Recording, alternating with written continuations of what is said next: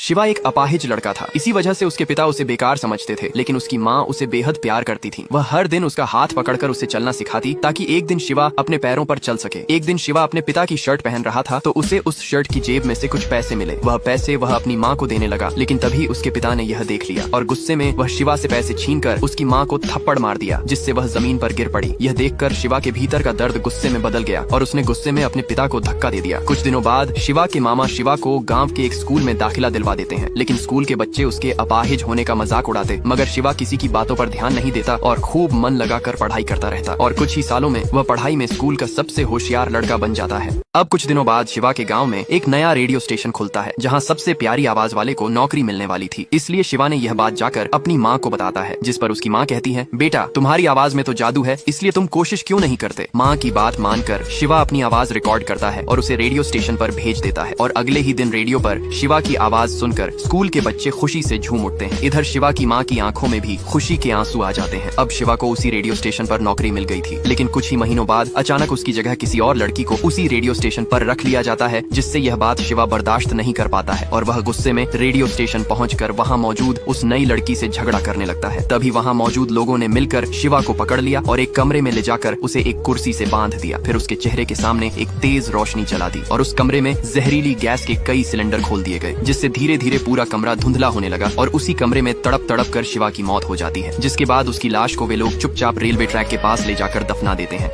अब कई साल बाद राघवन नाम का एक लड़का उसी गांव में हॉरर टूर कराने लगता है। एक दिन वह अपने साथ आए लोगों को उसी भूतिया रेडियो स्टेशन में ले जाता है जहां कभी शिवा की मौत हुई थी। स्टेशन का दरवाजा कई सालों से बंद था, लेकिन राघवन बिना सोचे समझे ही उस स्टेशन के दरवाजे में लगा ताला तोड़ देता है और सभी लोगों के साथ अंदर चला जाता है। जब वे लोग उस कमरे में पहुंचे जहाँ शिवा की मौत हुई थी, तभी एक अजीब सी ठंड फैल जाती है। कमरे की दीवारों से धीमी धीमी आवाजें आने लगती है, मानो कोई फुसफुसाकर कुछ कह रहा हो। पुराना रेडियो अपने आप चालू होकर शिवा की वही रिकॉर्डिंग आवाज बजने लगती है, लेकिन अब वह आवाज बिल्कुल डरावनी हो चुकी थी। माहौल इतना भयानक हो जाता है कि लोगों की सांसें धुंध में बदलने लगती हैं। कमरे की कुर्सी अपने आप हिलने लगती है, जैसे कोई अदृश्य आत्मा उस पर बैठी हो। राघवन कहता है, यह कमरा आज किसी को आसानी से जाने नहीं देगा और सभी लोग समझ जाते हैं कि शिवा की आत्मा आज भी इसी कमरे 2 में फंसी हुई है। अब राघवन उन लोगों को भूत दिखाने के लिए उसी कमरे में ले जाता है जहाँ सालों पहले शिवा की मौत हुई थी, लेकिन कमरे के अंदर जाने पर उन्हें कोई भूत नहीं दिखता है, जिससे वे लोग राघवन को झूठा समझने लगते हैं। तभी राघवन की गर्लफ्रेंड मिथिला कहती है, भूत ऐसे बाहर नहीं आते हैं, हो सकता है वह इस पुरानी रेडियो के अंदर कैद हो। ये सुनकर वे लोग राघवन को रेडियो ऑन करने के लिए कहते हैं। राघवन पहले मना करता है, लेकिन सबके दबाव में आकर वह कांपते हाथों से रेडियो ऑन कर देता है। लेकिन रेडियो ऑन होते ही शिवा की आत्मा आजाद हो जाती है और रेडियो के जरिए वह उन्हें बताने लगती है कि इस आवाज को सुनने वाला कोई भी जिंदा नहीं बच पाएगा। इतना सुनते ही सभी लोग घबरा जाते हैं। तभी राघवन अपनी गर्लफ्रेंड मिथिल से उन लोगों को उस कमरे से बाहर ले जाने को कहता है, लेकिन जब मिथिला उन लोगों को कमरे से बाहर लाती है तो सभी के कदम रुक जाते हैं, क्योंकि बाहर उनकी गाड़ी जल से रही थी। गाड़ी से उठती आग की लपटें मानो एक ही बात कह रही थी। अब शिवा की आत्मा उन लोगों को वापस जाने नहीं देगी। नेक्स्ट पार्ट देखने के लिए जल्दी से वीडियो को लाइक करें, चैनल को सब्सक्राइब करें और कमेंट में नेक्स्ट पार्ट लिखिए।